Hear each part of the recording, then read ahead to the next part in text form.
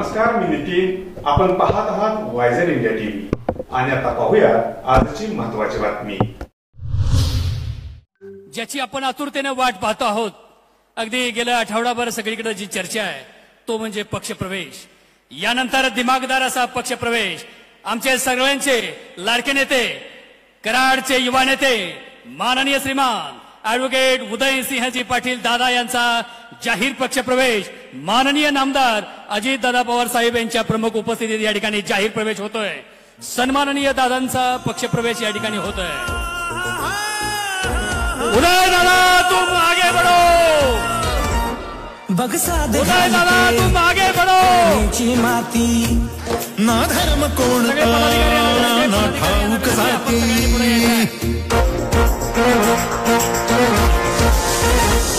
बघ साध घालते कोंढेची माती, ना धर्म कोणता ना ठाऊक जाती, ही एक युवता सर्वांची नामदार अजितदादा पवार साहेब फुले सर्वांची प्रगती, पार्टीचे राष्ट्रीय अध्यक्ष उदय दादा सर्वांचे संगाती, उदय दादा सर्वांचे संगाती, उदय दादा सर्वांचे संगाती.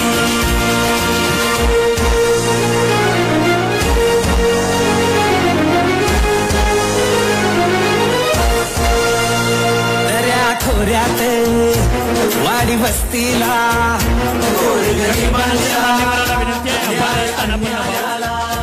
देवदूत होनी हा लोकनेता आला.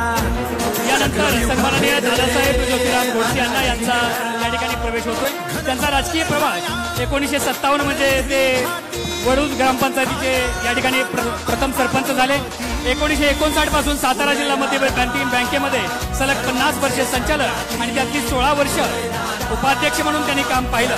सातारा शहरातील पोवाई नाक्यावरील मुख्य कार्यालय आणि जिल्हा परिषद समोरील जिल्हा बँकेची नवीन इमारत अण्णांच्याच काळात झाली. 1967 ते 1992 असे सलग 25 वर्ष सातारा जिल्हा परिषदेचे सदस्य म्हणून त्यांनी काम पाहिलं.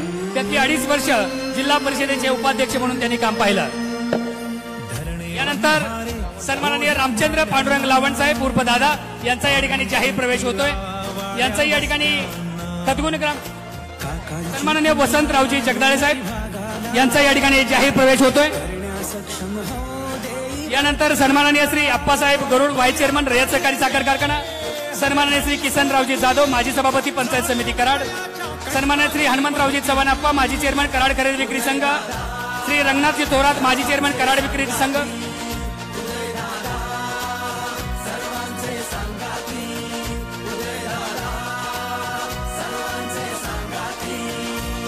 यानंतर सन्माननीय रंगरावजी थोरात माजी चेअरमन कराड खरेदी विक्री संघ, सन्माननीय रघुनाथरावजी नलवडे माजी सभापती शेती उत्पन्न बाजार समिती कराड, आरोग्य शिक्षण सन्माननीय बाबूरावजी धोकटे माजी व्हाईस चेअरमन कोयना दूध संघ, सन्माननीय निवासरावजी निकम अप्पा माजी चेअरमन कोयना दूध संघ, श्री मोहनरावजी माने माजी सभापती शेती उत्पन्न बाजार समिती कराड, श्री मजहर कागदी माजी नगरसेवक कराड, श्री प्रदीप पाटील माजी सभापती पंचायत समिती कराड. उदय दादा राष्ट्रवादीचे संगाती, राष्ट्रवादीचे संगाती, रमेशजी देशमुख साहेब माजी उपसभापती पंचायत समिती राष्ट्रवादीचे संगाती,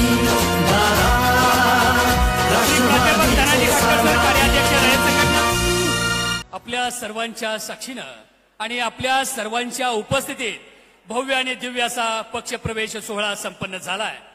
यानंतर ज्यांना ऐकण्यासाठी आपण आतुरतेनं वाट पाहत आहोत, ज्यांचा आत्ताच पक्षप्रवेश झाला, ते आपले लाडके नेते, कराडच्या संपूर्ण भागामध्ये ज्यांचं नाव आदरानं आणि सातत्यानं घेतलं जातं असे आपले लाडके युवा नेते, रयत सहकारी साखर कारखान्याचे विद्यमान चेअरमन, तरुणांचे आणि युवकांचे आयडॉल म्हणून ज्यांची संबंध सातारा जिल्ह्यामध्ये ओळख आहे असे सन्माननीय ॲडव्होकेट उदयसिंहजी पाटील दादा.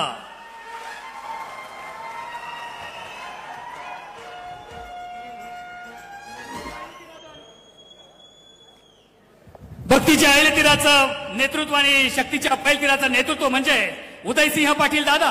मातीत धुमसणाऱ्या तेजोमय रक्तीला कुमकुम करंडकाचा दगदत्ता इतिहास हातात घेऊन जीवाला पेटवणारं नेतृत्व म्हणजेच उदयसिंह पाटील दादा. पोलादीच्या तळातल्या जीवाला जागवणारं आणि पोलादीच्या तळातल्या जीवाला पेटवणारं नेतृत्व म्हणजे उदयसिंह पाटील दादा. माननीय श्रीमान ॲडव्होकेट उदयसिंहजी पाटील दादा आपलं मनोगत व्यक्त करतात. आज या ठिकाणी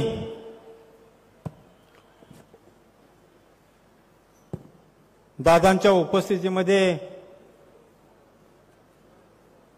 जो हा पक्षप्रवेशाचा सोहळा आणि कार्यकर्त्यांचा जो मेळावा या ठिकाणी पार पडतोय, या कार्यक्रमाला प्रमुख पाहुणे म्हणून ज्यांच्या हस्ते आता प्रातिनिधिक स्वरूपामध्ये माझा पक्षप्रवेश झाला ते राष्ट्रवादी काँग्रेस पार्टीचे राष्ट्रीय अध्यक्ष आणि महाराष्ट्राचे उपमुख्यमंत्री आदरणीय अजितदादा पवार, व्यासपीठावर उपस्थित असलेले महाराष्ट्र राज्याचे पुनर्वसन मंत्री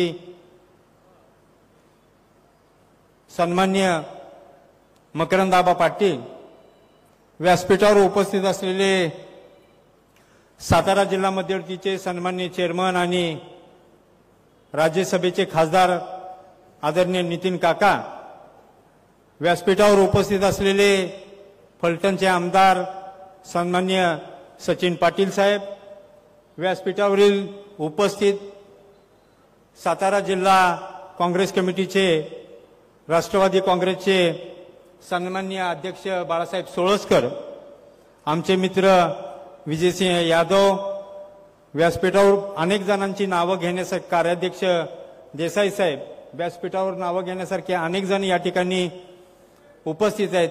पण वेळेअभावी मी सर्वांची व्यासपीठाची या ठिकाणी क्षमा मागून व्यासपीठावरील सर्व मान्यवर, या कार्यक्रमासाठी उपस्थित असलेले आपण सर्व, या संघटनेवरती काकांवरती किंबहुना काकांच्या पश्चामध्ये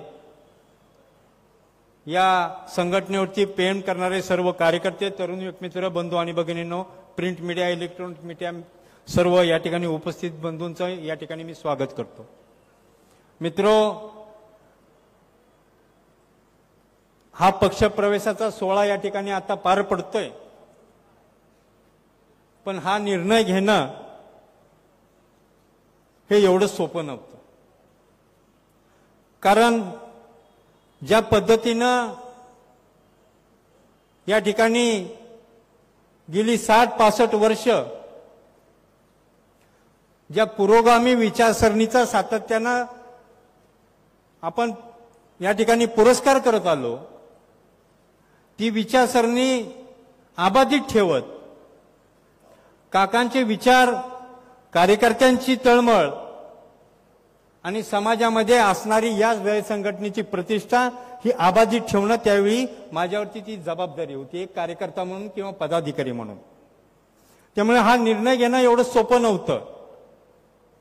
या निर्णयाची प्रक्रिया ही त्यावेळी नितीन काका आमच्यामध्ये ज्यावेळी चालू होती, त्यावेळी चव्हाण साहेबांच्या प्रदर्शनाचा हा कालावधी होता. याच ग्राउंडवरती माझी आणि काकांची प्राथमिक त्या ठिकाणी बोलणी दादा या ठिकाणी झालती.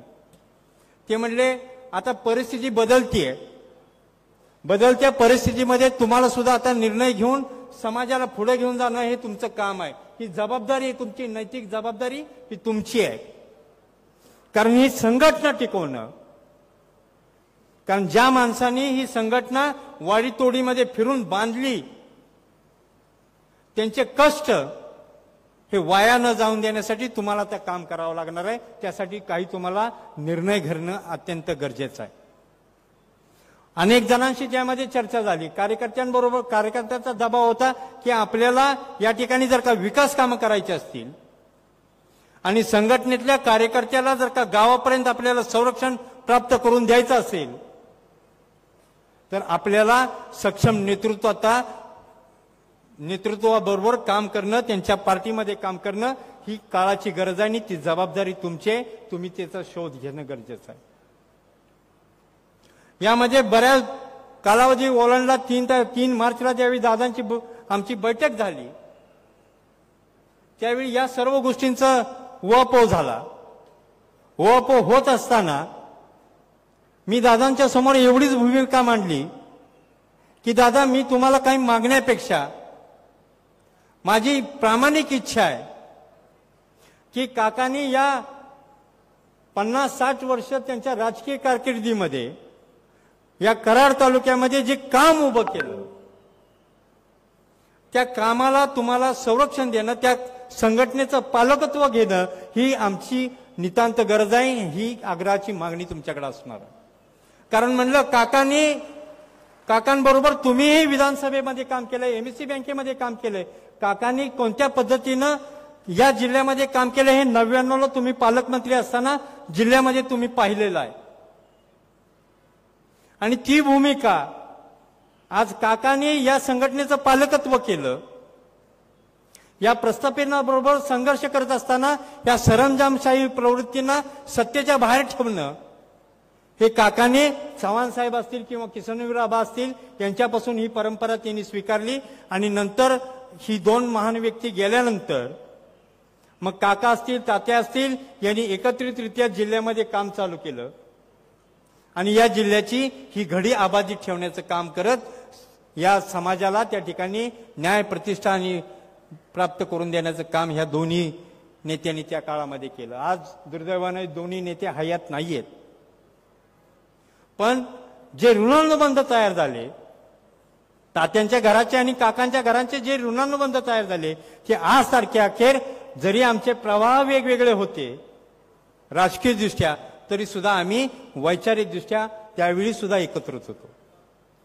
आणि सुखदुःखाच्या प्रसंगामध्ये सातत्यानं त्या ठिकाणी आम्ही एकत्र होतो. सुखामध्ये कमी, पण दुःखामध्ये त्या ठिकाणी दादा सातत्यानं जी माणसं या कुटुंबाबरोबर उभारली, त्यामध्ये तात्यांचं एक नाव घेणं अत्यंत गरजेचं आहे. कारण त्या काळामध्ये जी परिस्थिती होती, म्हणजे आठवण होऊ नये पण या प्रसंगी त्याची आठवण होते.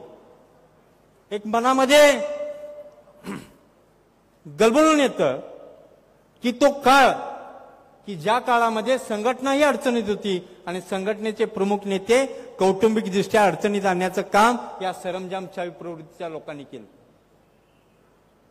आणि त्यावेळी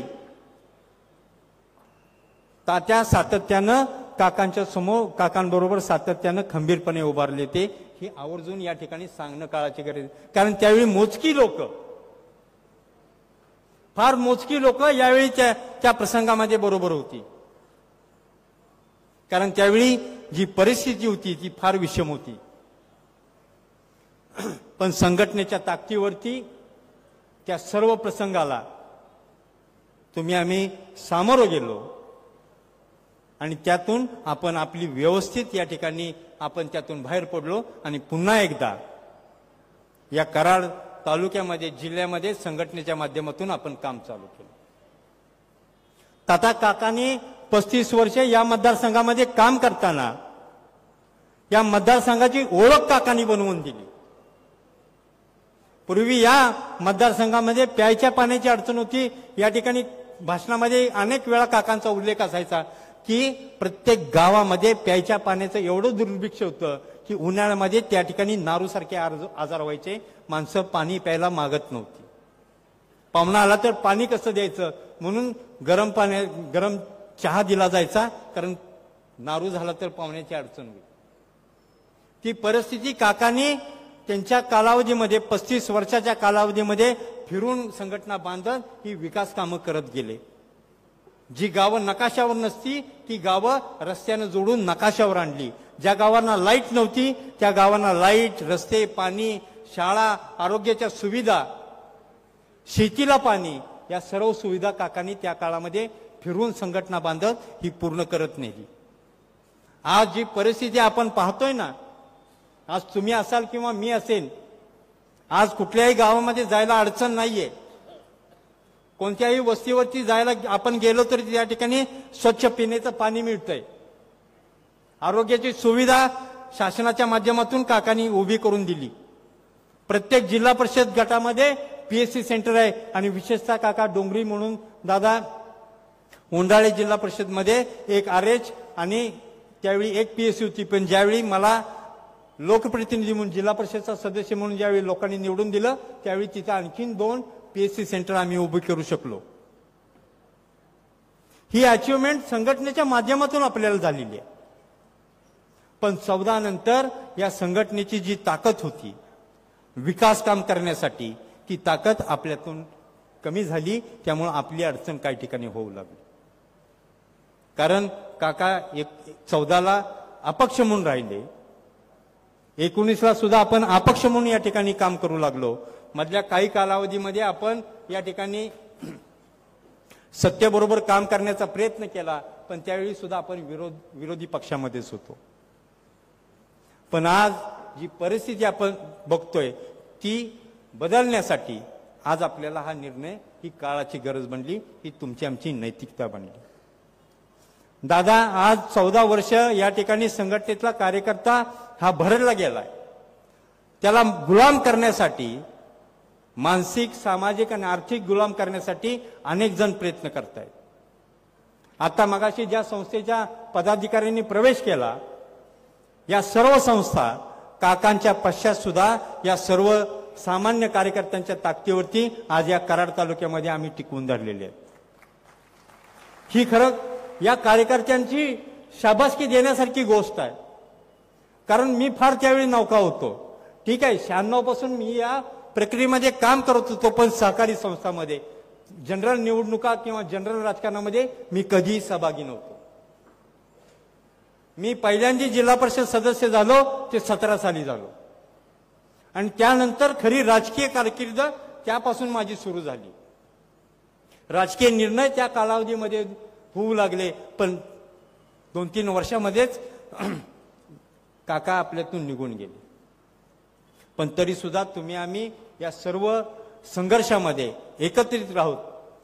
एका दुसरा पराभव आपल्याला स्वीकारावा लागला, पण त्यावेळी सुद्धा आपली लढत ही सत्तेबरोबर होती. आपल्या काही कार्यकर्त्यांना या ठिकाणी वेगवेगळ्या प्रकारे या ठिकाणी सत्तेच्या दबावापुढे झुकावं लागलं आणि त्यावेळी आपल्याला तो निसटता पराभव स्वीकारावा लागला. तरी सुद्धा दादा आम्ही कुठेही खचून गेलो नाही. पुन्हा एकदा जोमानं ही संघटना बांधण्याचं काम या ठिकाणी आम्ही करत गेलो.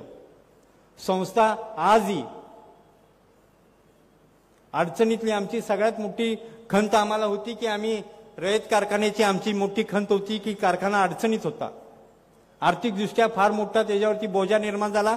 तो लिलाव होतोय की काय अशी परिस्थिती निर्माण झाली. म्हणून या ठिकाणी काकांनी एक निर्णय घेणं भाग पडलं काकांना की आपण जेवीमध्ये भागीदारी तत्वावरती हा कारखाना आपण पुन्हा एकदा चालू केला. आणि आज तुमच्या सर्वांच्या सहकार्यानं दादा आम्हाला सांगायला अभिमान वाटतो, भला आम्ही भागीदारी तत्वावरती त्या कारखान्यामध्ये काम करत असू, पण तो आज कारखाना शेतकऱ्यांच्या मालकीचा राहिला. त्याचा लिलाव झाला नाही. कुठलाही भांडवलदार त्या ठिकाणी आम्ही येऊन दिलेला नाही. कुठलाही सरंजाम आम्ही त्या ठिकाणी येऊन दिलेला नाही. आम्ही तो आजही या सभासदांच्या मालकीचा आम्ही ठेवण्याचा प्रयत्न केला आणि तो अबाधित राहिलाय. मला खात्री आहे की भविष्यामध्ये हा कारखाना सभासदांच्या मालकीचाच राहणार आहे. आज या परिसरातल्या सर्व साखर कारखानदारांबरोबर त्याचा दर आम्ही ठेवण्याचा प्रयत्न करतोय आणि गेली सलग 4 वर्ष आम्हाला त्यामध्ये यश मिळालेलं आहे. तशीच कोयना दूध संघ असेल, मार्केट कमिटी असेल, कराड खरेदी विक्री संघ असेल, कोयना बँक असेल, शामराव पाटील पतसंस्था असेल किंवा रयत वस्त्रोद्योग असेल किंवा कोयना वाहतूक संस्था असेल, या सर्व संस्था आजही नफ्यामध्ये चाललेल्या आहेत.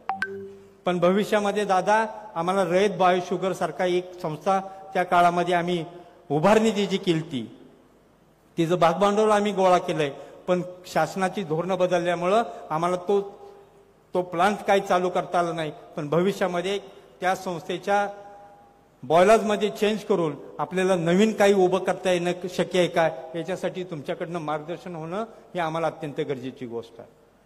कारण इथल्या लोकांची काम करण्याची जी क्रयशक्ती आहे ती क्रयशक्ती काकांनी फार जागृत केली आणि त्या क्रयशक्तीच्या जोरावरती त्यांनी या सर्व प्रक्रियेमध्ये या सामान्य माणसाला सत्तेच्या केंद्रस्थानामध्ये नेण्याचा प्रयत्न केला.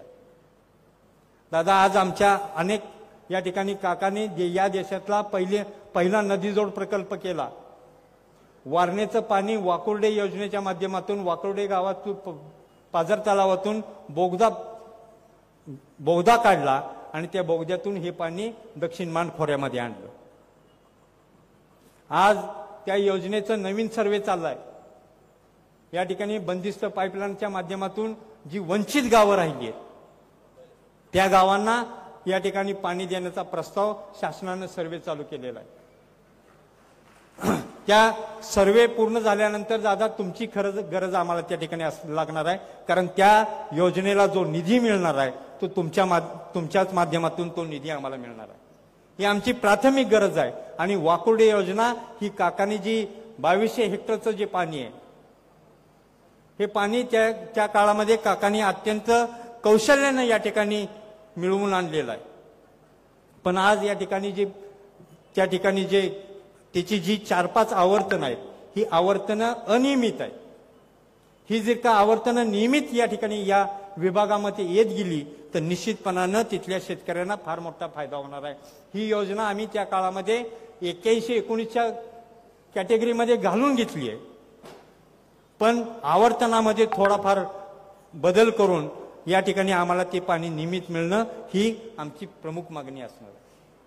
त्यानंतर दक्षिण मान खोऱ्यामध्ये काकांनी जवळजवळ 10 ते 12 पाझर तलाव त्या काळामध्ये उभे केले आणि त्या पाझर तलावाच्या माध्यमातून जवळजवळ 2.25 TMC पाणी हे पाझर तलावाच्या माध्यमातून उभे केले. पण ते विविध खात्यांच्या माध्यमातून उभे केले. कुठं मृदू संधारणाच्या माध्यमातून आहे, कुठं लपाच्या माध्यमातून आहे, कुठे छोटे प्रकल्पाच्या माध्यमातून आहे. दादा आमची मागणी अशी आहे की हे प्रकल्प एका छत्राखाली आणले तर या सर्व पाण्याचं व्यवस्थापन एका छत्राखाली होऊन त्या ठिकाणी जे 68 हेक्टरचं हे पाणी आपल्याला उपलब्ध होऊ शकतं आणि त्या भागातील सर्व जमीन ही सुजलाम सपलाम होईल. आजही त्या ठिकाणी जवळजवळ 80 ते 82% हे बागायत क्षेत्र आहे, पण उर्वरित क्षेत्र हे सुद्धा आपण पाण्याखाली घेऊ शकतो. या सर्व प्रक्रियेमध्ये तुमची आम्हाला मदत लागणार आहे. हे पाझर तलाव गेली 25-30 वर्ष या ठिकाणी काम करतायत. या पाझर तलावांची दुरुस्ती किंवा त्याच्यासाठी बांधबंदिस्ती करण्यासाठी या ठिकाणी देखभाल करण्यासाठी काही निधींची आवश्यकता असणार आहे. असे प्रस्ताव आमच्या आता शासनाच्या दरबारी आहेत. त्या प्रस्तावांवरती आम्हाला थोडीशी तुमच्या माध्यमातून मदत होणं गरजेचं आहे. आज पाचवड काकांच्या संकल्पनेतून हायवेला एक पॅरलल पूल पाचवडवरती आपण कृष्णा नदीवरती या ठिकाणी काकांनी सुचवला तर त्याचं कामही चालू आहे. फक्त त्या ठिकाणी जे प्रकल्पग्रस्त आहेत ज्यांची भूमी संपादन झाली त्यांचं 4 कोटीचा निधी त्या ठिकाणी देणं बाकी आहे. त्यामुळे काम पुढे सरकणं झालं. ते 4 कोटी जर का आपण या ठिकाणी त्या प्रकल्पग्रस्तांना किंवा भूमी संपादन झालेल्या शेतकऱ्यांना दिलं तर नजीकच्या कालावधीमध्ये तोही पूल या ठिकाणी मार्गी लागून जाईल. आमचे 2-3 नवीन प्रस्ताव आहेत की या ठिकाणी ओंडोशीचा पाझर तलाव आहे, नांदगाव पवारवाडीचा पाझर तलाव आहे, वाढरवाडीचा पाझर तलाव आहे. या पाझर तलावांच्या काही शासकीय अडचणी आहेत किंवा निधींची त्या ठिकाणी कमतरता आहे. हे जर का 2-3 पाझर तलाव चांगल्या पद्धतीनं जर का या ठिकाणी तयार झाले तर निश्चितपणानं जवळजवळ त्या ठिकाणी प्रत्येक पाझर तलावाची कॅपॅसिटी 0.35 MCFT आहे. म्हणजे जवळजवळ त्या ठिकाणी 750 एकर ते 1000 एकराचं पाणी या ठिकाणी आठमाही आम्हाला मिळू शकतं. बागायती क्षेत्र आमचं वाढू शकतं. आमच्या विहिरींना पाणी या ठिकाणी मिळू शकतं. असे आमचे अनेक प्रश्न आहेत हे विकासाचे आहेत की सामान्य माणसांची गरज भागवून त्यांच्या जीवनामध्ये आर्थिक सुबत्ता यावी आणि या ठिकाणी उद्योगधंद्यांची वाढचाल म्हणजे या ठिकाणी मुहूर्तमेढ रोवून या ठिकाणी कामगार नोकऱ्या उपलब्ध व्हाव्यात, उद्योगधंद्याची उपलब्ध व्हावी आणि रोजगाराची संधी निर्माण व्हावी ही आमची खरी माझी या ठिकाणी दादा आपल्याला विनंती आहे की आपण आमच्या शहराचे काही प्रश्न आहेत. काकांनी त्या काळामध्ये चव्हाण साहेब मुख्यमंत्री त्यावेळी विजयराव पण त्या ठिकाणी होते. नगरपालिकेमध्ये एक मीटिंग घेतली होती की दत्त चौकाचं सुशोभीकरण करण, कारण त्या ठिकाणी झालं का छत्रपती शिवाजी महाराजांचा अश्वारूढ पुतळा चांगल्या पद्धतीने उभारलाय पण बाजूला चौकामध्ये जे एमएससीबीचं जाळं निर्माण झालंय, काकांची संकल्पना होती की ते एमएससीबीचं तारांचं जे जाळं आहे ते अंडरग्राऊंड करून तो चौक अत्यंत सुशोभित करावा आणि त्या ठिकाणी, कारण ते कराडचं एक सेंटर प्लेस आहे. ही जर काही योजना आपण करू शकलो तर निश्चितपणानं कराडमध्ये एक चांगली आर्थिक प्रगती करण्यासाठी किंवा त्या विभागामध्ये सामान्य लोकांना या ठिकाणी काम करणं सोपं होऊ शकतं. अशा अनेक काम आहेत. आपल्याला यानंतर आम्ही ते निवेदन देऊच, पण भविष्यामध्ये आमची हीच मागणी आहे की आम्ही खाली ग्राउंडवरती काम करायला कुठेही कमी पडणार नाही, पण आमची जी विकासाची भूक आहे ती मात्र मकरंद आबा असतील, तुम्ही असाल किंवा नितीन काका असतील किंवा राष्ट्रवादीचे सर्व नेते मंडळी असतील, यांनी आम्हाला त्याच्यामध्ये साथ देणं ही आमची प्रामुख्याची मागणी असणार आहे. कारण ह्या मागणीवरती, कारण ह्याच गोष्टीवरती आम्ही समाजामध्ये जाऊन या संघटना वाढवू शकतो किंवा राष्ट्रवादी या ठिकाणी आम्ही नव्यानं पुन्हा एकदा या जिल्ह्यामध्ये रुजवू शकतो. कारण काकांनी आणि तात्यांनी या जिल्ह्यामध्ये अनेक प्रत्येक गावामध्ये या दोघांचा कार्यकर्ता आजही दादा आम्हाला पाहायला मिळतो. म्हणजे कधी कधी आम्हाला वाटतं की या लोकांनी त्या अत्यंत प्रतिकूल परिस्थितीमध्ये ही माणसं उभी कशी केली आणि यांना एका सूत्रामध्ये कसं बांधलं.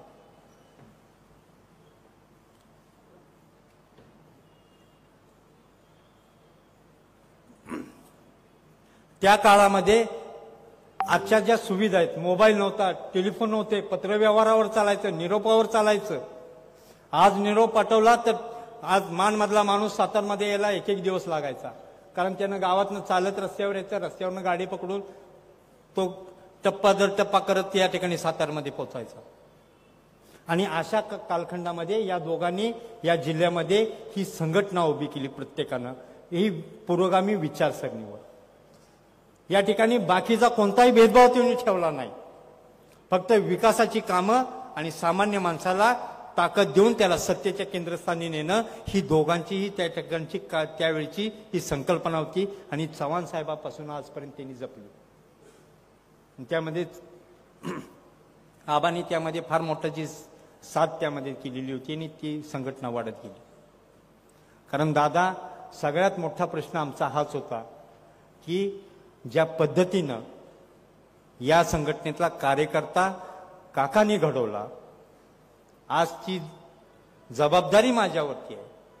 हा कार्यकर्ता सुरक्षित ठेवणं आणि तो पुरोगामी विचारसरणीवरती उभा करणं ही आमची नैतिक जबाबदारी. म्हणून प्रवेश करताना हीच मोठी जबाबदारी होती. निर्णय करताना हाच मोठा प्रश्न होता की जायचं तर कुणाकडे. कारण ज्या लोकांनी जातीवादी विचारसरणीला म्हणजे प्रतिगामी लोकांना कधीही थारा दिला नाही, सत्याची अनेक आमिषं आली तरी सुद्धा ती कधीही तिने स्वीकारली नाहीत, कारण विचारसरणीला ते ठाम होते. मधल्या काळामध्ये दादा मलाही त्या ठिकाणी काही ठिकाणी माझ्यावरती या ठिकाणी अपेक्षा आल्या, निरोप आलते, पण ही जबाबदारीचं ओझं फार मोठं होतं. कारण सामान्य माणसांनी काका गेल्यानंतर ज्या पद्धतीनं संघटनेवरती आणि माझ्यावरती प्रेम केलं, ती जबाबदारी जपणं ही माझी नैतिक जबाबदारी होती. म्हणून आज तुम्हा सर्वांच्या साक्षीनं या ठिकाणी मी एवढंच सांगू शकतो की दादा, तुम्ही आम्हाला सामाजिक, राजकीय आणि विकासाची ताकद द्या. निश्चितपणानं मी या ठिकाणी छाती ठोकपणे सांगतो की या जिल्ह्यामध्ये पुन्हा एकदा ज्या पद्धतीचं पुरोगामी विचारसरणीचं वारं होतं ते या ठिकाणी व्हायल्याशिवाय राहणार नाही, एवढीच या ठिकाणी खात्री देतो आणि आपली सर्वांची या ठिकाणी रजा घेतो. जय हिंद, जय महाराष्ट्र. धन्यवाद दादा. आपण एक अभ्यासपूर्ण आणि सूक्ष्म असं हे मनोगत ऐकलं, म्हणूनच आम्ही दादांच्या पाठीशी खंबीरपणे उभे असतो, याचं एकमेव कारण आहे. नंतर इतिहास घडवणारी माणसं इतिहास विसरू शकत नाही. इतिहास घडवणारी माणसं इतिहास विसरू शकत नाहीत आणि इतिहास विसरणारी माणसं इतिहास घडवू शकत नाहीत. हाही एक इतिहास आहे आणि आता असा इतिहास वाई विधानसभा मतदारसंघामध्ये सलग 4 वेळा करून दाखवणारे, चौकार मारणारे आमचे या ठिकाणी आमदार आहेत, जे महाराष्ट्राचे मदत आणि पुनर्वसन मंत्री आहेत, माननीय श्रीमान नामदार मकरंदजी आबा पाटील यांना विनंती करतो की आपण मनोगत व्यक्त करावं. आज आपल्या सगळ्यांचे नेते उदयसिंह दादा पाटील यांचा राष्ट्रवादी काँग्रेसमध्ये प्रवेश आदरणीय अजितदादांच्या हस्ते या ठिकाणी होतोय. खरं तर हा प्रसंग या जिल्ह्याच्या राजकारणामधला एक अतिशय महत्त्वपूर्ण प्रसंग म्हणला तर काही वावगं होणार नाही. ज्या काकांचा उल्लेख सातत्यानं आधीच्या वक्त्यांनी केला की जे काका उदयरावांचे वडील होते, त्यांनी या जिल्ह्यामध्ये 30-35 वर्ष या जिल्ह्याचं राजकारण केलं, समाजकारण केलं. 35 वर्ष कराड दक्षिणेतून सातत्यानं आमदार म्हणून निवडून येत असताना नुसत्या कराड तालुक्याचे प्रश्न काकांनी सोडवले नाहीत, तर या जिल्ह्यामधल्या सर्वसामान्य कार्यकर्त्यांचे सुद्धा प्रश्न, अडचणी, त्यांना राजकीय दृष्ट्या ताकद देण्याचं काम काकांनी त्यांच्या कार्यकाळामध्ये केलं. काकांसारखं एवढं उत्तुंग नेतृत्व होतं की या तालुक्यानं, या जिल्ह्यानं सातत्यानं जपलं. मुळामध्ये काकांच्या राजकारणाची सुरुवात ही कैलासवासी यशवंतराव चव्हाण साहेबांच्या विचारानं झाली. कैलासवासी आबासाहेब वीरांचा विचार आणि त्यांची पाठराखण करत काका या जिल्ह्यामध्ये काकांनी राजकारणाला सुरुवात केली. आणि या जिल्ह्यामधलं यशवंत विचार मानणारं एक उत्तुंग नेतृत्व म्हणून काकांची ओळख गेले अनेक वर्ष या जिल्ह्यानं, या राज्यानं अनुभवली. खरं तर माझ्या वडिलांचे, तात्यांचे, काकांचे संबंध उदयदादांनी सांगितलं ती वस्तुस्थिती आहे की अतिशय मैत्रीचे, जिव्हाळ्याचे, प्रेमाचे संबंध होते.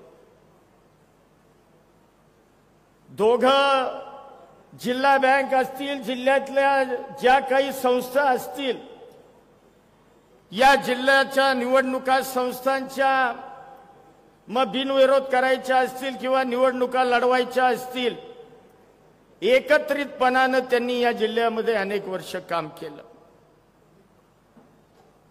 या जिल्ह्यामध्ये यशवंत विचार कसा वाढीला लागेल, आबासाहेब वीरांचा विचार या जिल्ह्यामधला कसा टिकेल, याकरता काकांनी, तात्यांनी अतिशय जीवापाड प्रयत्न केला. खरं या जिल्ह्यामधला एक काळ असा होता की चव्हाण साहेबांना मानणारा, किसनवीर आबांच्या विचाराला मानणारा प्रत्येक लोकप्रतिनिधी या जिल्ह्यामधून निवडून येत होता. काकांनी आमदार पद जवळपास मला वाटतं 7 ते 8 टर्म काका आमदार झाले. राज्याचे मंत्री, विधी व न्याय मंत्री होते. जे खातं माझ्याकडे, हे खातं सुद्धा काकांनी मदत व पुनर्वसन हे खातं सुद्धा अतिशय सक्षमपणानं काकांनी भूषवलं.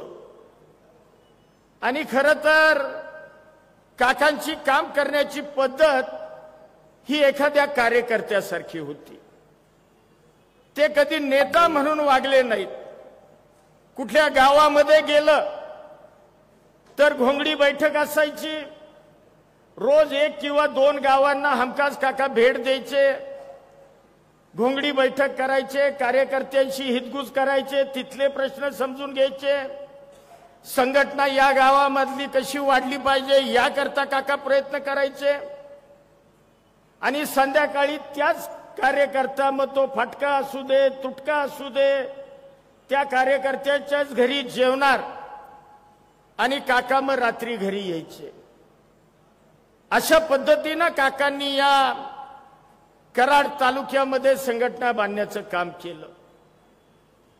खरं तर उदयदादा मगाशी ज्या वाकुर्डे नदी जोड प्रकल्पाचे बोलले, माझी माहिती तर अशी आहे, या राज्यामधला पहिला नदी जोड प्रकल्प हा वाकुर्ड्याचा काकांच्या कल्पक नेतृत्वातून त्यावेळेला झाला. मला सांगा, आता नदी जोड प्रकल्प सरकार करायला लागले, परंतु काकांची दूरदृष्टी किती होती की गेल्या काही वर्षापूर्वी त्यांच्या लक्षात आलं की वारणेचं पाणी जर आपण इथं आणलं तर माझा हा डोंगराळ जो मतदारसंघ आहे, जो डोंगराळ तालुका आहे, या माझ्या कष्टकरी शेतकऱ्यांच्या शेतामध्ये त्या ठिकाणी पाणी येईल आणि त्यांच्या जीवनामध्ये आर्थिक परिवर्तन होईल. अनेक संस्थांची निर्मिती काकांनी केली. तुम्ही आज बघा कोयना दूध संघ, मगाशी गाडीमध्येच माझा विषय झाला, या जिल्ह्यामधले सगळे दूध संघ बंद पडले, किंबहुना राज्यामधले दूध संघ बंद पडले, परंतु काकांच्या नेतृत्वाखालचा कोयना संघ आज सुद्धा दिमाखानं त्या ठिकाणी सुरू आहे. मग खरेदी विक्री संघ असेल, कोयना बँकेची निर्मिती असेल, त्याचबरोबर शामराव पाटील पतसंस्थेच्या माध्यमातून तरुणांना पद निर्माण करून देण्याचा प्रयत्न असेल, मार्केट कमिटी असेल, अशा एक ना अनेक संस्था काकांनी नुसत्या त्याच्यावर आपल्या लोकांची सत्ता किंवा आपल्या पक्षाची सत्ता न बसवता त्याच्याबरोबर या संस्था आर्थिकदृष्ट्या चांगल्या कशी राहतील, या संस्थांचं काटेकोर नियोजन कसं पद्धतीनं आर्थिक होईल आणि या संस्था सर्वसामान्य शेतकऱ्याला, कष्टकऱ्याला कशा पद्धतीनं मदत देतील याचा शेवटच्या अंतिम क्षणापर्यंत त्यांनी प्रयत्न केला. दुर्दैवानं मधी काँग्रेस पक्षाची दोन शकलं झाली, राष्ट्रवादी काँग्रेसची निर्मिती झाली. तात्या राष्ट्रवादी काँग्रेसमध्ये पहिल्या दिवसापासून शरद पवार साहेबांबरोबर गेले, परंतु काकांनी काही काँग्रेस सोडली नाही. काका काँग्रेसशी एकनिष्ठ राहिले. राजकारण तिथून दोघांच्या म्हणजे जिल्ह्यामध्ये काही वर्ष तरी सुद्धा एकत्र होते. अगदी अजितदादांनी जिल्हा बँकेला पॅनल टाकलं होतं, त्यावेळेला काका आणि तात्या एकत्र त्यावेळेला होते, ही वस्तुस्थिती आहे. खरं तर या जिल्ह्यामध्ये वैचारिक राजकारण या मंडळींनी करण्याचा प्रामाणिकपणानं प्रयत्न केला. दुर्दैवानं मधल्या कालावधीमध्ये या दोघांमध्ये राजकीय थोडंसं पक्षीय असेल काय असेल वितुष्ट आलं, परंतु जे घरगुती संबंध ज्याला आपण म्हणतो वैयक्तिक, ते मात्र या दोघांनी कदापिही बिघडू दिले नाही. अगदी शेवटच्या क्षणापर्यंत, अगदी शेवटपर्यंत हे नातं त्यांनी अतिशय प्रामाणिकपणानं जपण्याचा प्रयत्न केला. म्हणजे जे अलीकडच्या राजकारणामध्ये जी कटुता येते, ही कटुता त्यावेळेला असायची नाही. जरी वैचारिक मतभेद असले तरी वैयक्तिक संबंध, कौटुंबिक संबंध हे चांगले ठेवण्याचा प्रयत्न या मंडळींनी त्यांच्या कार्यकाळामध्ये केला. दुर्दैवानं काकांचं निधन झालं. उदयराव दादांच्या गळ्यामध्ये तुम्ही सगळ्या मंडळींनी काकांच्या माघारी नेतृत्वाची धुरा दिली. त्यांनी सुद्धा ही रयत संघटना ही अतिशय सक्षमपणानं, त्याचबरोबर या सगळ्या संस्था या चांगल्या पद्धतीनं टिकवण्याचं, वाढवण्याचं काम केलं. आणि निश्चितपणानं काकांना जो अभिप्राय आहे तो विचार त्यांनी काकांचा वाढवण्याचं, टिकवण्याचं काम केलं. उदयदादा काँग्रेसमध्ये होते.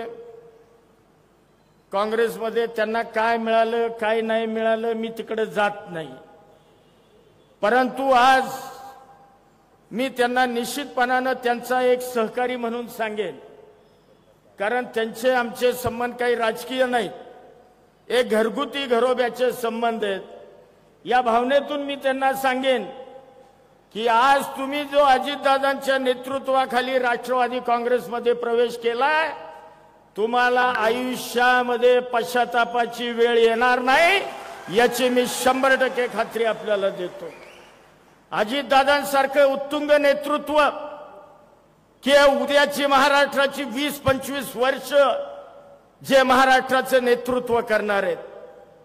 दादांचा स्वभाव परखड, दादा स्पष्ट बोलतात, परंतु दादांचा स्वभाव एकदा दिलेला शब्द काय वाटेल ते झालं तरी दादा माघारी घेत नाहीत. हा त्यांच्या स्वभावाचं वैशिष्ट्य आहे. तुम्ही आमच्या दोघा भावांवरून बघितलंय. मी पहिल्या मंत्रिमंडळात मला त्यांनी ऑफर दिलती, तू कॅबिनेट मंत्री तुला व्हायचंय. मी त्यांना म्हणलं दादा मला माफ करा, मला आत्ता काही तुम्ही आग्रह करू नका, मला मतदारसंघात विचारू द्या.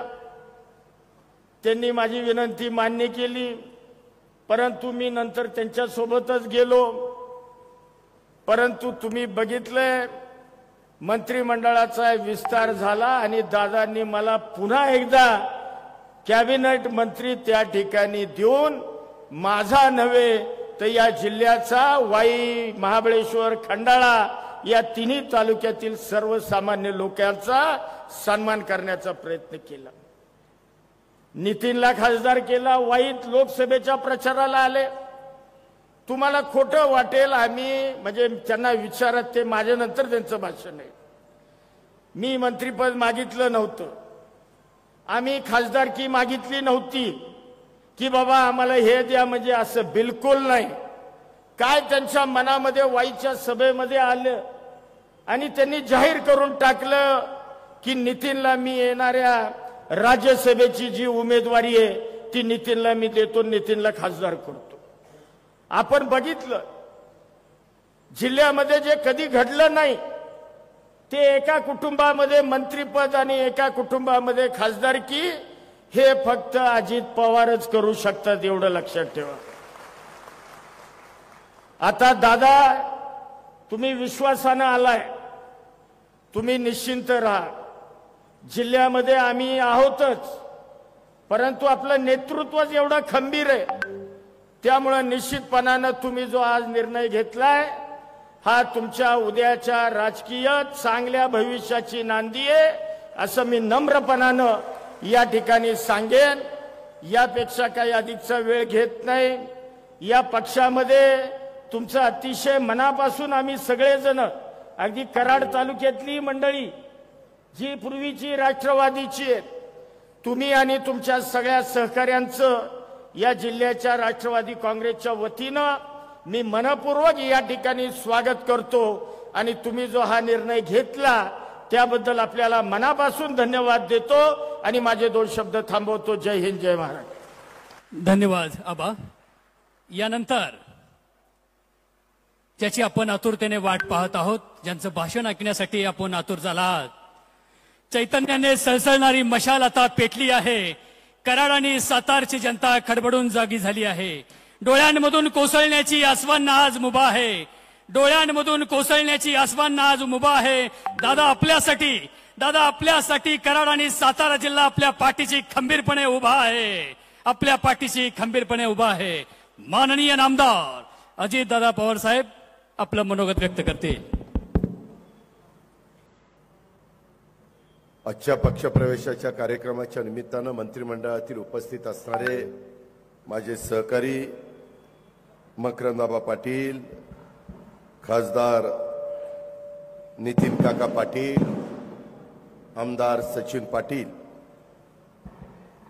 ज्या रयत संघटनेचे प्रमुख म्हणून ज्यांची महाराष्ट्रामध्ये ओळख आहे ते ॲडव्होकेट श्री उदयसिंह विलासराव पाटील उंडाळकर यांच्या पक्षप्रवेशाच्या कार्यक्रमाच्या निमित्तानं उपस्थित असणारे जमलेले माझे रयत संघटनेचे सर्व सन्माननीय पदाधिकारी, कार्यकर्ते, पत्रकार मित्र, बंधू भगिनींनो आणि माझ्या तरुण मित्रांनो, खऱ्या अर्थाने आज आधुनिक महाराष्ट्राचे शिल्पकार, राज्याचे पहिले मुख्यमंत्री स्वर्गीय यशवंतराव चव्हाण साहेबांच्या कर्मभूमीमध्ये आज लोकनेते माजी मंत्री स्वर्गीय विलास काका पाटील उंडाळकर यांचे सुपुत्र आणि रयत संघटनेचे प्रमुख श्रीयुत ॲडव्होकेट उदयसिंह पाटील उंडाळकर यांच्या राष्ट्रवादीच्या प्रवेशाच्या करता मी आवर्जून कराडच्या परिसरामध्ये आलेलो आहे. मी त्यांना शब्द दिलेला होता. कोयना बँकेमध्ये आमची चर्चा झालेली होती. त्यामध्ये वडीलधाऱ्यांशी चर्चा झाली, मान्यवरांशी चर्चा झाली, उदयसिंहांशी चर्चा झाली आणि त्याच्यातून आजचा हा दिवस आम्ही निवडला. आज मी आपल्या सर्वांचं उदयसिंह विलासराव उंडाळकर पाटलांच्या सहित सर्व मान्यवरांचं राष्ट्रवादी काँग्रेस पक्षामध्ये त्यांनी प्रवेश केल्याबद्दल मनापासून स्वागत करतो आणि स्वर्गीय यशवंतराव चव्हाण आणि माजी सहकार मंत्री लोकनेते स्वर्गीय विलासराव काकांच्या स्मृतीला देखील मी आपल्या सर्वांच्या साक्षीनं अभिवादन करतो. खरं तर गेल्याच महिन्यामध्ये आपल्या चव्हाण साहेबांच्या जयंतीच्या निमित्तानं 12 मार्चला मी प्रीती संगमावर येऊन त्यांच्या समाधीचं दर्शन घेतलेलं होतं आणि या प्रीती संगमावरून राज्याच्या विकासाची नवी ऊर्जा घेऊन मी आणखीन वेगानं कामाला लागलो. मित्रांनो, मला 35 वर्षाचा राजकीय जीवनाचा अनुभव आहे. मी स्वर्गीय विलास काकांच्या बरोबर काम केलं. 99 ते 2004 ह्या महत्वाच्या जिल्ह्याचा पालकमंत्री म्हणून मला कामाची संधी माझ्या पक्षाने आघाडीने मला त्या ठिकाणी दिली आणि विलास काकांच्या बरोबर मी राज्य सहकारी बँकेमध्ये एकत्र काम केलं. जिल्हा बँकेमध्ये देखील काही वर्ष मी राज्य बँकेचा प्रतिनिधी म्हणून आलेलो होतो. मंत्रिमंडळात आम्ही एकत्र काम केलं. आमदार म्हणून सत्ता कधी होती, सत्ता कधी नव्हती, तरी देखील विधिमंडळाचे सदस्य म्हणून आम्ही त्या ठिकाणी काम करत होतो. प्रीती संगम हे माझंच नाही तर संपूर्ण महाराष्ट्राचं ऊर्जास्थान आहे आणि या ठिकाणी प्रत्येकाला येऊन ऊर्जा मिळत असते हे महाराष्ट्रातल्या अनेकांनी अनुभवलेलं आहे. आज ॲडव्होकेट उदयसिंह पाटील यांच्या राष्ट्रवादीमध्ये प्रवेश करत असताना त्यामुळं खऱ्या अर्थाने यशवंत विचारांचा प्रीती संगम आहे अशा अर्थानं मी माझं प्रामाणिक मत आपल्या सगळ्यांच्या समोर व्यक्त करतो. कारण राष्ट्रवादी काँग्रेस पक्ष हा स्वर्गीय यशवंतराव चव्हाण साहेबांच्या विचारावर काम करत आलेला आहे. चव्हाण साहेब हे आमच्या पक्षाचे म्हणजेच आपल्या पक्षाचे प्रेरणास्थान आहेत. ज्या स्वर्गीय विलास काकांनी रयत संघटनेच्या माध्यमातून आयुष्यभर स्वर्गीय यशवंतराव चव्हाण साहेबांचा विचार जपलेला उभ्या महाराष्ट्राने पाहिला, जोपासला, वाढवला, त्या विचारांचे वारसदार आज उदयसिंह पाटील हे आहेत. त्यामुळे त्यांच्या राष्ट्रवादी काँग्रेस पक्षाच्या प्रवेशाच्या निमित्तानं 2 यशवंत विचारांचा प्रीती संगम आज ह्या आपल्या कराडच्या भूमीमध्ये होतोय.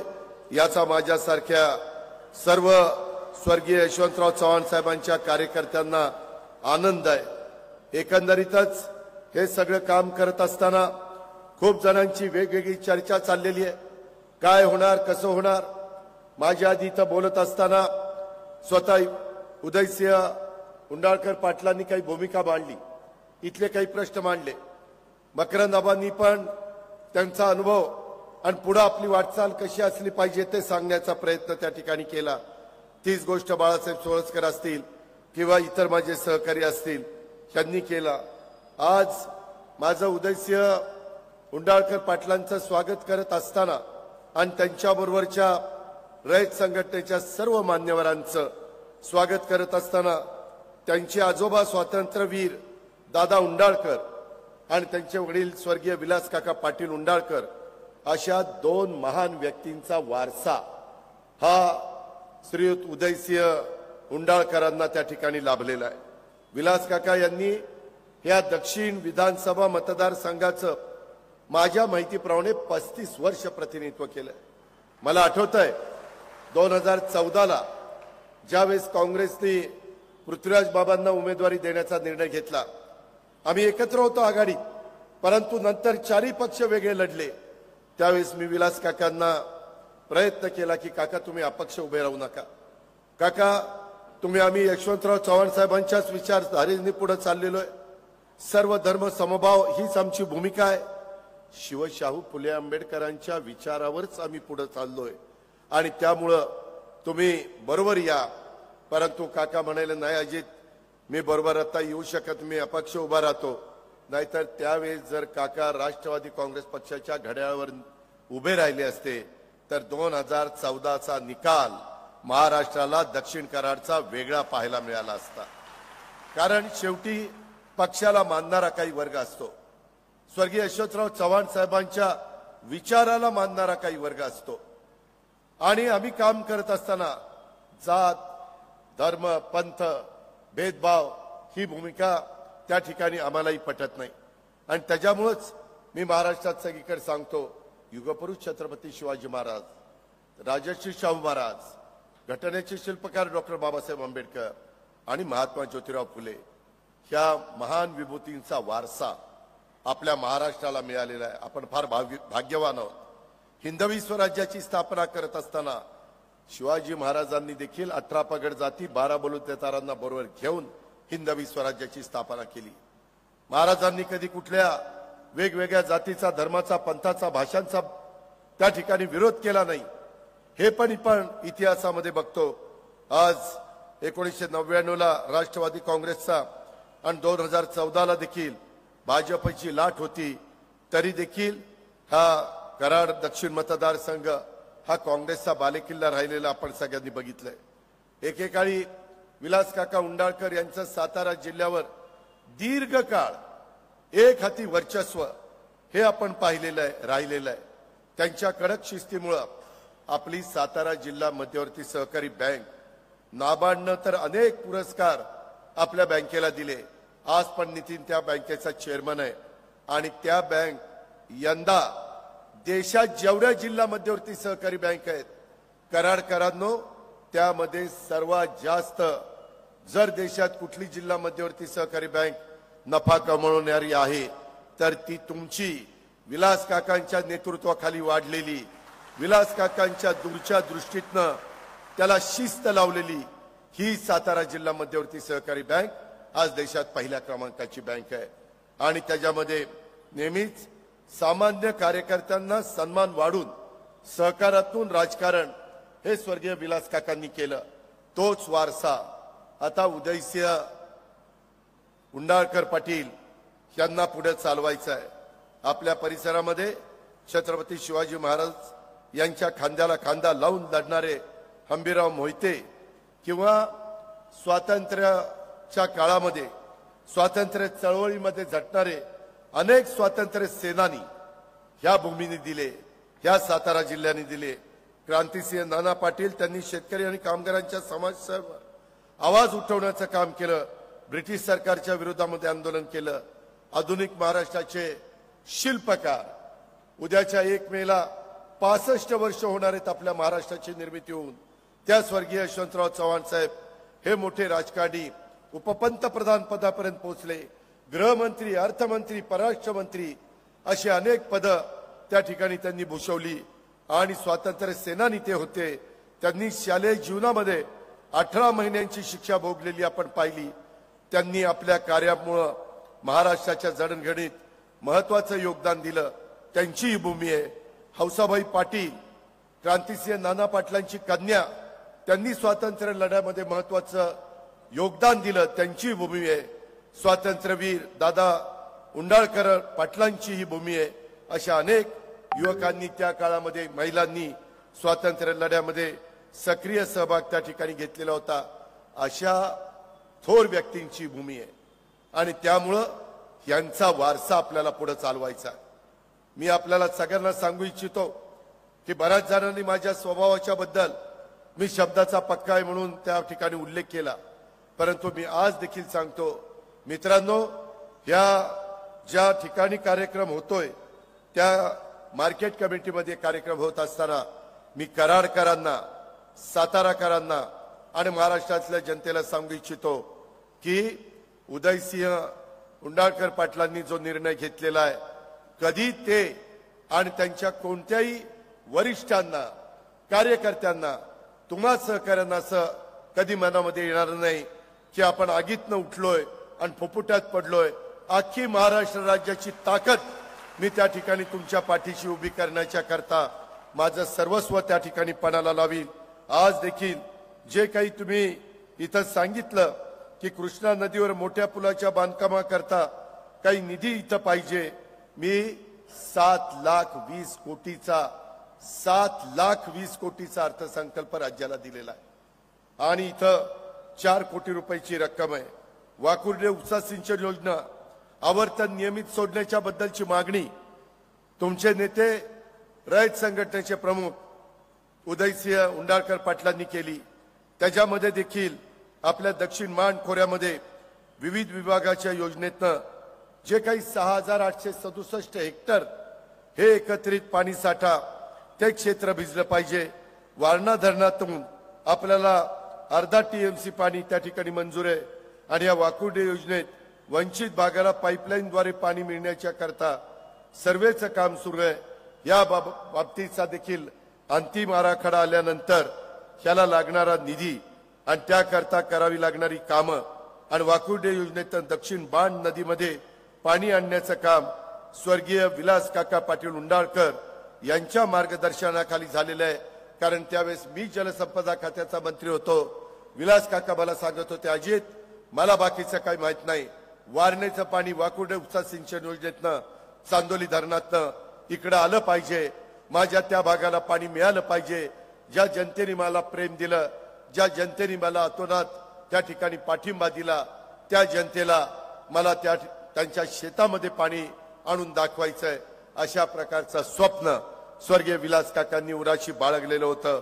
ते स्वप्न कृतीमध्ये आणण्याचं काम उदयसिंह उंडाळकर पाटलांच्या बरोबरीनं आपण सगळेजण त्या ठिकाणी करू। त्याही बद्दल आपण काही शंका मनामध्ये बाळगू नका।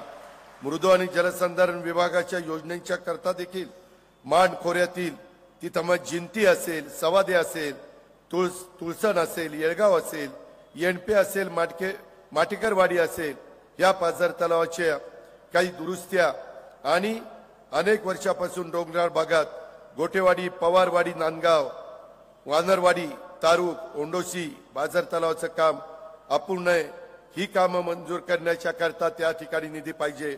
उंडाळे ग्रामीण भागा रुग्णालयामध्ये ट्रॉमा सेंटर सुरू करण्याच्या बद्दल उदयसिंह उंडाळकर पाटलांनी मागणी केलेली आहे आणि अशा पद्धतीनं वेगवेगळ्या त्यांच्या मागण्या आहेत। मित्रांनो, सत्ता ही सर्वसामान्य माणसांचे प्रश्न सोडवण्याच्या करता असावी लागते। आज देशाचं संपूर्ण चित्र वेगळं आहे। आज देश AIचा कृत्रिम बुद्धिमत्तेचा विचार करतंय, जग कृत्रिम बुद्धिमत्तेचा विचार करतंय आणि अशा वेळेस आपण कुठेही आपली विचारधारा सोडलेली नाहीये, आपण त्याच विचारधारेने पुढे चाललेलो आहे। त्याच्यामुळे तशा प्रकारे काही मनामध्ये वेगळं काही आणण्याचं कारण नाही। आपल्या संस्था उत्तम पद्धतीने चाललेल्या आहेत। मी मगाशीच बघत होतो की अतिशय चांगल्या पद्धतीनं आमच्या उदयसिंह उंडाळकर पाटलांच्या नेतृत्वाखाली इथल्या सगळ्या संस्था, मग कोयना सहकारी बँक असेल, इथली मार्केट कमिटी असेल, कराड तालुका खरेदी विक्री संघ असेल, कोयना दूध संघ असेल, आपला रयत सहकारी साखर कारखाना असेल, स्वातंत्र्य सेनानी शामराव पाटील सहकारी पतसंस्था असेल किंवा इतर अनेक संस्थांचा इथं उल्लेख त्या ठिकाणी करण्यात आलेला होता। मग कोयना वाहतूक संस्था असेल, रयत बायोशुगरचा उल्लेख मगाशी उदयसिंह उंडाळकर पाटलांनी केला, रयत वस्त्रोद्योग असेल, या सगळ्याच्या बाबतीमध्ये जर प्रश्नाची सोडवणूक करायची असते तर सरकारमध्ये आपले प्रतिनिधी असावे लागतात। राज्य सरकारमध्ये कुठेतरी आपला जवळचा माणूस असावा लागतो आणि सुदैवानी हसन मुश्रीफ असतील, मी असेल, मकरंदाबा असतील किंवा तिकडे दत्ताभाऊ भरणे असतील, माणिकराव कोकाटे असतील किंवा तिकडे आदिती तटकरे असतील, तिकडे बाबासाहेब पाटील असतील, सहकार खातं देखील राष्ट्रवादी काँग्रेसकडे आहे। त्याच्यामुळे उद्याच्या काळामध्ये रयत सहकारी साखर कारखान्याच्या बद्दल कुठलाही काही प्रसंग आला, काही मदत लागली तर तुम्हाला काही काळजी करण्याचं कारण नाही। त्यामध्ये अतिशय चांगल्या पद्धतीनं तिथं मदत त्या ठिकाणी केली जाईल। आज इथल्या अनेक संस्था या सहकाराशी निगडित आहे। खरेदी विक्री संघ असेल किंवा इतर संस्था असतील, कोयना बँक असेल, ह्या सहकार्याशी निगडीत आहे. आणि मी स्वतः अनुभवलेलं आहे. स्वर्गीय विलास काका ही सहकार चळवळ स्वर्गीय यशवंतराव चव्हाण साहेबांनी वाढवली, रुजवली, पुढे नेली. तीच गोष्ट वसंतदादांनी केली, तीच गोष्ट वसंतराव नाईकांनी केली, तीच आदरणीय पवार साहेबांनी केली, तेच आमच्या विलास काकांनी केली, तेच विलासराव देशमुखांनी केली. कितीतरी उदाहरणं मी तुम्हाला सांगू शकेन. आणि म्हणून माझ्या रयत संघटनेच्या सगळ्या मान्यवरांनी मला तुम्हाला सांगायचं आहे की आज वेगवेगळे प्रश्न आपल्या सगळ्यांच्या समोर उभे आहेत. त्याच्यामध्ये देशाची अर्थव्यवस्था 2047 पर्यंत विकसित भारत निर्माण करण्याचं आपल्या पंतप्रधानांचं उद्दिष्ट आहे. नरेंद्र मोदी साहेबांचं ते स्वप्न आहे. आणि त्याकरता अर्थव्यवस्था वाढली पाहिजे. अर्थव्यवस्था भाषणात सांगून वाढत नाही. आज जगात आपण 5व्या क्रमांकावर आहे, आपल्याला 3ऱ्या क्रमांकावर जायचंय. त्याकरता परदेशी गुंतवणूक, परराज्यातली गुंतवणूक, राज्यातली गुंतवणूक, मोठ्या प्रमाणावर पैसा आला पाहिजे. सगळी सोंग करता येतात, पैशाचं सोंग त्या ठिकाणी करता येत नाही. उद्याच्या काळात आम्ही टार्गेट ठेवलेलं आहे. प्रत्येकाचं काही ना काही स्वप्न असलं पाहिजे. जसं छत्रपती शिवाजी महाराजांचं स्वप्न होतं की मला हिंदवी स्वराज्याची स्थापना करायची, आणि छत्रपती संभाजी महाराजांचं स्वप्न होतं की महाराजांनी हिंदवी स्वराज्याची स्थापना केलेली आहे, त्या स्वराज्याचं मला रक्षण करायचंय. आणि ते रक्षण करण्याचं काम 9 वर्षाचीच कारकीर्द छत्रपती संभाजी महाराजांना मिळाली. पण एकही लढाई छत्रपती संभाजी महाराज त्यांच्या हयातीत हरले नाही. अशा प्रकारचा एकमेव राजा देशामध्ये होऊन गेला, जगामध्ये होऊन गेला, आणि ते म्हणजे छत्रपती संभाजी महाराज. अशा मोठ्या लोकांच्या पदस्पर्शाने पावन झालेल्या महाराष्ट्रामध्ये आपण मित्रांनो राहतोय. आणि म्हणून आम्ही पण हे स्वप्न उराशी बाळगलंय. 238 आमदारांचा आम्हाला पाठिंबा आहे, म्हणजेच आपल्याला पाठिंबा आहे. महायुतीचं सरकार आहे. 5 वर्षाच्या कालावधीमध्ये आम्हाला 40 लाख कोटीची गुंतवणूक या राज्यामध्ये करायची आहे. 50 लाख रोजगार निर्मितीचं उद्दिष्ट आम्ही ठेवलेलं आहे. त्यामध्ये देशात जेवढी परकीय गुंतवणूक आली त्याच्या 31% गुंतवणूक एकट्या महाराष्ट्रात आलेली आहे. त्यामुळं युवकांच्या हाताला, युवतींच्या हाताला आपल्याला काम त्या ठिकाणी द्यायचंय. लाडक्या बहिणींची साथ आम्हाला आहे. लाडक्या बहिणींच्या करता आणलेली योजना आपल्याला पुढे कायम चालवायची आहे. माझ्या शेतकऱ्याकरता 3, 5, 7.5 हॉर्सपावरची वीज पंप माफी आम्ही केली. ती योजना आपल्याला पुढे चालवायची आहे. आणि त्याच्यातनं माझ्या शेतकऱ्यांच्या शिवारामध्ये आर्थिक सुबत्ता आणण्याचं काम करायचं. आत्ताच मला उदयसिंह उंडाळकर पाटील सांगत होते की दादा, आमच्या रयत संघटनेचा टर्नओव्हर 1700 कोटी रुपये. इथं बसणाऱ्या मान्यवरांनी आणि तुम्ही दिलेल्या पाठिंब्याच्या जोरावर 1700 कोटी रुपयाचा टर्नओव्हर आहे. उद्याच्याला तो 2000 कोटीपर्यंत न्यायचं आपलं टार्गेट आपल्याला ठेवायचं आहे. मी तुम्हाला साथ देईल, मी शब्दाचा पक्का आहे. ते 2000 कोटी रुपयापर्यंत आपण पोहोचलो की पुढे आपण 2500 कोटीचं टार्गेट ठेवू. वेगवेगळ्या अडचणी आल्या तर त्या अडचणीवर मात करण्याच्या करता मी, मकरंदाबा, बाकीचे सगळे नितीन असतील, इतर सगळे सहकारी असतील, आम्ही तुम्हाला त्या ठिकाणी मदत करत राहणार आहोत. मगाशी बोलत असताना आमच्या उदयसिंहांनी सांगितलं की दादा, कराडच्या परिसरामध्ये शहरीकरण वाढतंय. शहरामध्ये काही प्रश्न आहे. कराड, मलकापूर, सैदापूर परिसरामध्ये शहरीकरण लक्षात घेता दळणवळणाच्या सुविधा सक्षम करण्याची गरज आज राज्याला आहे, आज आपल्या परिसराला आहे. शहरातून जाणारा नॅशनल हायवे पूर्ण विकसित झाला आहे. लवकरच तुमचा फ्लायओव्हर देखील वाहतुकीच्या करता खुला करण्याचा आमचा सगळ्यांचा प्रयत्न आहे. आणि त्यामुळं माझ्या कराड सारख्या शहरातली वाहतुकीची कोंडी सुटण्याच्या करता मदत होणार आहे. कराड शहर हे चिपळूण, इस्लामपूर, विटा, पलूस, पाटण, ढेबेवाडी, चांदोली या भागातील लोकांच्यासाठी एक मध्यवर्ती बाजारपेठ आहे. त्यामुळं परिसराचा विकास झपाट्याने वाढतोय. आणि त्याचबरोबर इथल्या नागरिकांना नागरी सुविधा देण्यासाठी राज्य सरकार आणि स्थानिक स्वराज्य संस्था यांच्यामार्फत आपल्याला निधी द्यावा लागणार आहे. लवकरच आमचा प्रयत्न आहे, सुप्रीम कोर्टात मॅटर आहे, स्थानिक स्वराज्य संस्थांच्या निवडणुका लागल्या पाहिजे. आज 3 वर्ष झालेली आहेत. 2022ला मुदत संपली, आज 2025 आहे. आता लागतील, उद्या लागतील. जिल्हा परिषद लागेना, तालुका पंचायत लागेना, नगरपालिका व लागेना, महानगरपालिका, नगरपंचायत. कार्यकर्त्यांनी काय करायचं? ठीक आहे, रयत संघटनेच्या निमित्तानं अनेक कार्यकर्ते चेअरमन, व्हाईस चेअरमन, संचालक बोर्डामध्ये आहेत. परंतु ग्रामीण भागाचं सत्तेचं विकेंद्रीकरण करण्याच्या करता ह्या सुपुत्रांनी इथल्या 1962ला स्थानिक स्वराज्य संस्था अस्तित्वात आणल्या, जिल्हा परिषद, तालुका पंचायत अस्तित्वात आणली आणि त्याच्यातच कार्यकर्ता पुढे येतो. विलासराव देशमुख देखील गावच्या सरपंच पदापासून मुख्यमंत्री पदापर्यंत पोहोचले. आर पाटील देखील त्या गावच्या राजकारणापासून उपमुख्यमंत्री पदापर्यंत पोहोचले.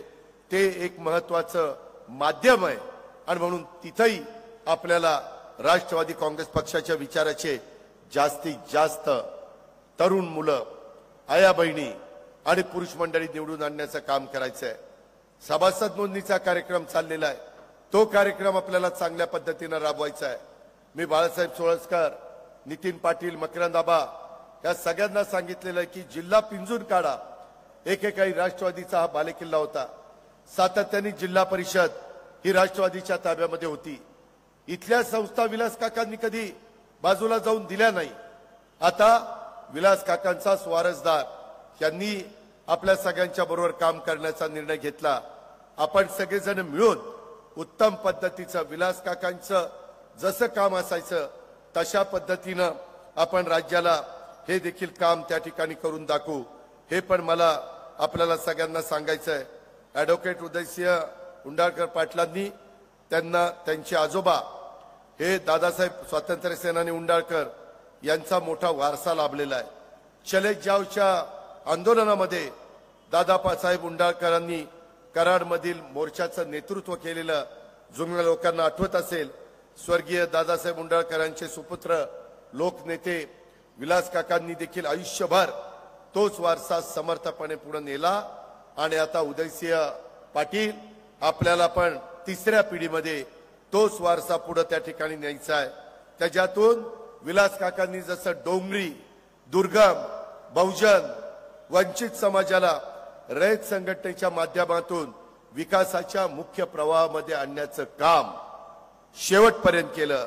स्वर्गीय विलास काकांनी फक्त कराड दक्षिण मतदारसंघातच नव्हे तर सातारा जिल्ह्यातली वाई असेल, कोरेगाव, सातारा, खटाव, मान, पाटण, जावळी, महाबळेश्वर, खंडाळा या प्रत्येक तालुक्यामध्ये कार्यकर्त्यांचं भक्कम जाळं हे काकांनी उभं केलंय.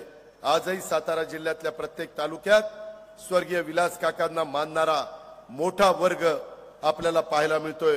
प्रत्येक निवडणुकीत काकांना मानणाऱ्या कार्यकर्त्याची ताकद आपल्याला दिसत असते आणि त्याच्यामुळं ज्या पद्धतीनं विलास काकांनी हे सगळं वाढवलं, घडवलं, टिकवलं ते पुढं आणखी त्याच्यात भर घालण्याचं काम उदयसिंह पाटील आपल्याला सगळ्यांना करायचंय.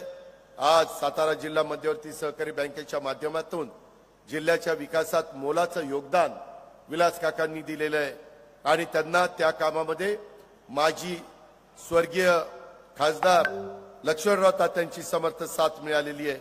सातारा जिल्ह्याच्या समाजकारणात, राजकारणात एकेकाळी विलास काका आणि लक्ष्मण तात्या ही राम लक्ष्मणाची जोडी होती म्हणून ओळखली जायची.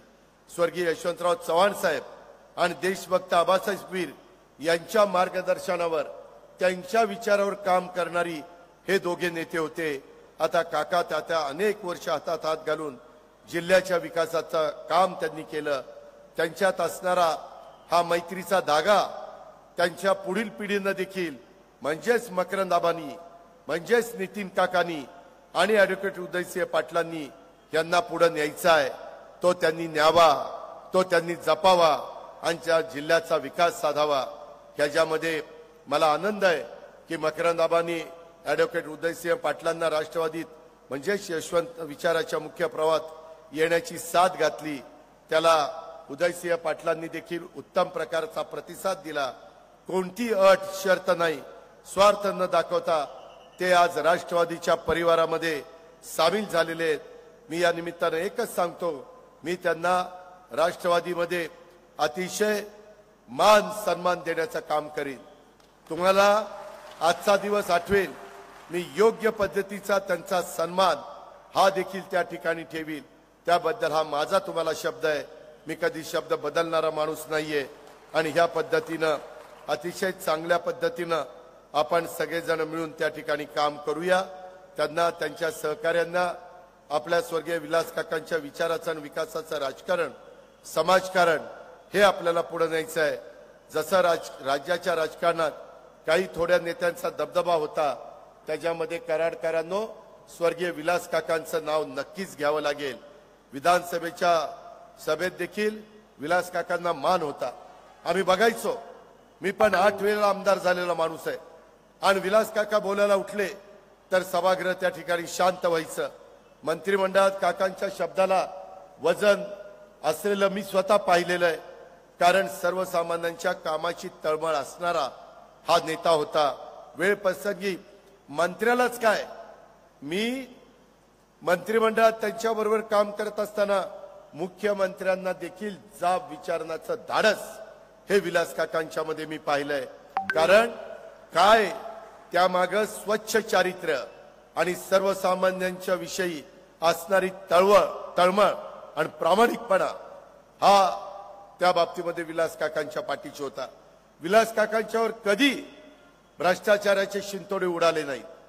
कधी विलास काकांना वेगळ्या पद्धतीनं कुणी नावं ठेवली नाही. महत्वाचं म्हणजे विलास काकांच्याकडे संपर्कासाठी स्वतःचा मोबाईल नव्हता. ते मोबाईल फोन वापरत नव्हते. आता हे सांगून सुद्धा पटणार नाही, पण विलास काकांचा संपर्क करायचा म्हणजे त्यांच्या ड्रायव्हरचा म्हणजे हनुमा, त्याचा हनुमा मोरे नाव होतं, त्या मोबाईलवर फोन करावा लागायचा. आणि त्या काळी मुख्यमंत्र्यांपासून अनेकांच्या मोबाईलवर हनुमा विलास काका असा नंबर सेव्ह होता. अशा पद्धतीनं स्वतः मोबाईल न वापरणारे विलास काका सर्वसामान्यांच्यासाठी मात्र कायम रिचेबल राहिले, म्हणजेच उपलब्ध असायचे. दक्षिण कराड मतदारसंघात काय सुरू आहे, जिल्ह्यात कुठं काय चाललंय हे तर विलास काकांना माहितीच असायचं. मात्र विलास काकांचं राजकारण असं होतं की विरोधकांच्या गोटात पण काय चाललंय, ते पुढे काय करणार आहेत याची सुद्धा परफेक्ट माहिती विलास काकांना असायची. नुसतीच माहिती नाही तर विरोधकांनी काय केलं पाहिजे हे देखील विलास काका त्यावेळेस ठरवायचे. मात्र विरोधकांना याचा पत्ता देखील लागायचा नाही. ही विलास काकांच्या तालावर आपण नाचतोय. काकांच्या अनेक विरोधकांनी पुढे आयुष्यभर विलास काकांचे कार्यकर्ते म्हणून काम केल्याचं कराड तालुक्याने, सातारा जिल्ह्याने बघितलेलं आहे. त्यामुळे अनेक दिग्गज असून सुद्धा कराड दक्षिण मतदारसंघात त्यांचे 30 ते 40 दशक, 3 ते 4 दशक एक हाती सत्ता ठेवून त्यांनी वर्चस्व दाखवलं. मी स्वतः बघितलं. पृथ्वीराज बाबा 4 वर्ष मुख्यमंत्री होते. ते कराडमधनं निवडून आले होते. तरी सातारचं राजकारण विलास काका करत होते, कराडचं राजकारण विलास काका करत होते.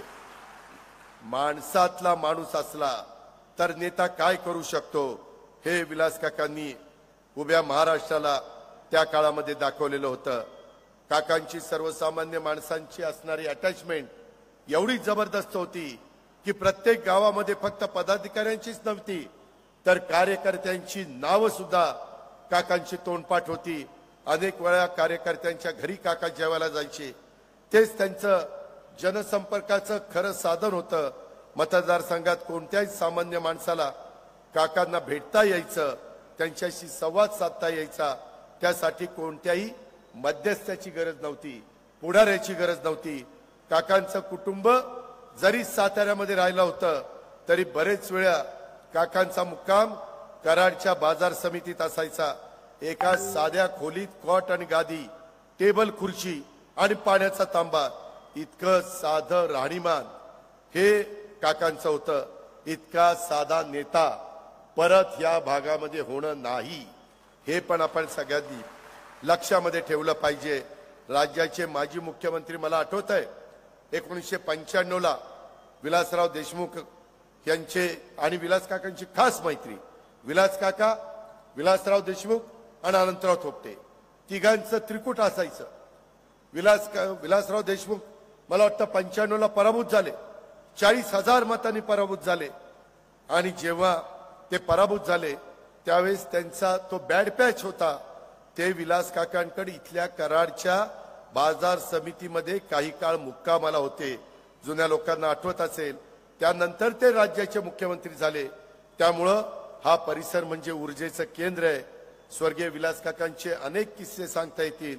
ज्या स्वातंत्र्य सेनानी शामराव पाटील फळे फुले भाजी मार्केट पटांगणामध्ये या प्रांगणात हा पक्षप्रवेशाचा कार्यक्रम होतोय.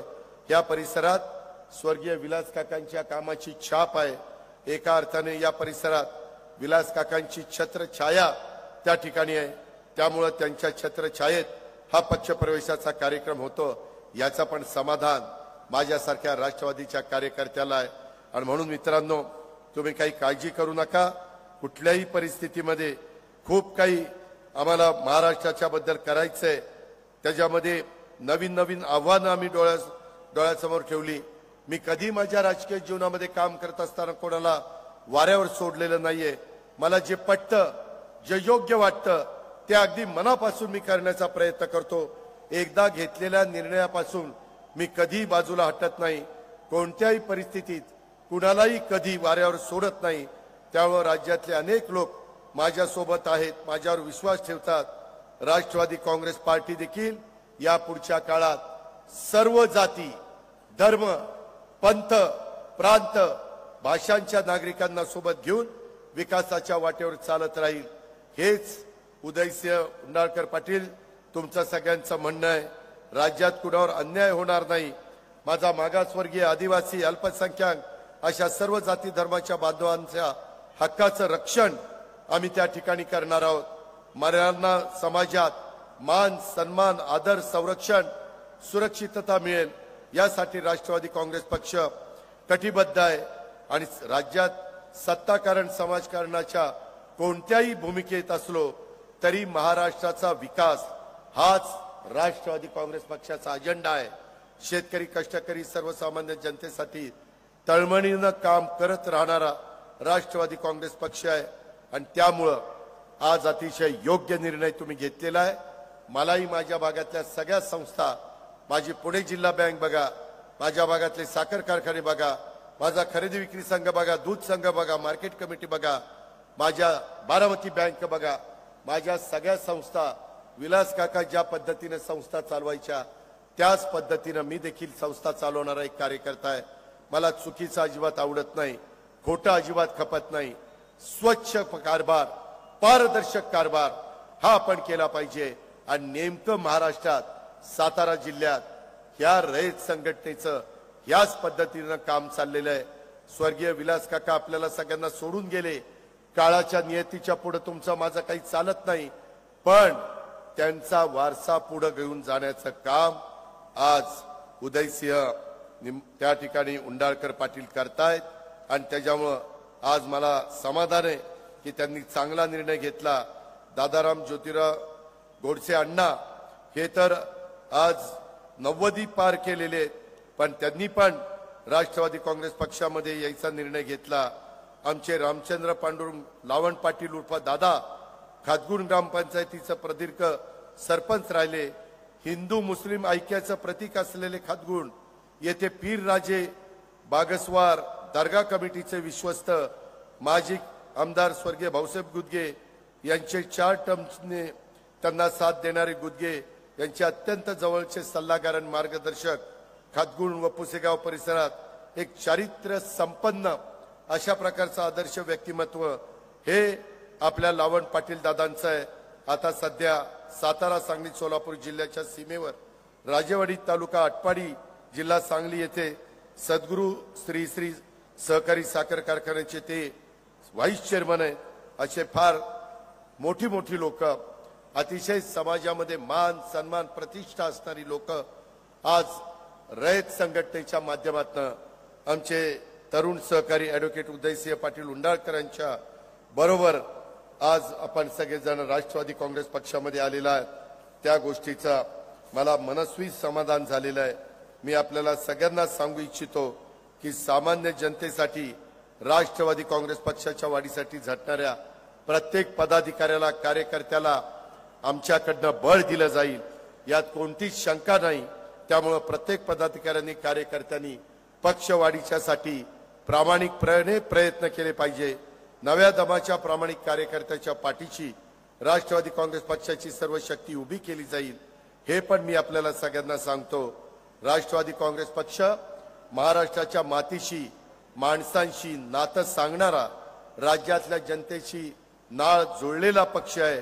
महाराष्ट्राची निर्मिती संघर्षातून झाली तसंच राष्ट्रवादी काँग्रेस पक्ष देखील संघर्षातून स्थापन झालेला आहे आणि संघर्ष करतच मोठा झालेला आहे। आज राष्ट्रवादी काँग्रेस पक्षाच्या परिवारात उदयसिंह ॲडव्होकेट उंडाळकर पाटील आणि लोकनेते स्वर्गीय विलास काकांना मानणाऱ्या पदाधिकारी आणि कार्यकर्त्यांचं पुन्हा एकदा मी राष्ट्रवादी काँग्रेस पक्षामध्ये मनापासून त्या ठिकाणी प्रमुख म्हणून स्वागत करतो आणि राष्ट्रवादी काँग्रेस पक्ष हा कष्टकरी शेतकरी महिला वंचित दुर्बल घटकांना सर्वसामान्यांच्या सोबत राहील याबद्दलची ग्वाही मी आपल्याला देतो। आणि कुठेही कसलाही प्रसंग आला तर आज पक्ष प्रवेश केलेल्यांना कुणालाच आम्ही अंतर पडू देणार नाही हा शब्द मी आपल्याला सगळ्यांना देतो, ही ग्वाही मी आपल्या सगळ्यांना देतो आणि या ठिकाणी थांबतो। जय हिंद, जय महाराष्ट्र, जय राष्ट्रवादी काँग्रेस पार्टी। ही होती आजची महत्त्वाची बातमी। आपल्या परिसरातील ताज्या घडामोडी जाणून घेण्यासाठी आत्ताच आपण वायझर इंडिया टीव्हीला सबस्क्राईब करा व नोटिफिकेशन बेलवर क्लिक करून आमच्या नवनवीन अपडेट मिळवा। नमस्कार।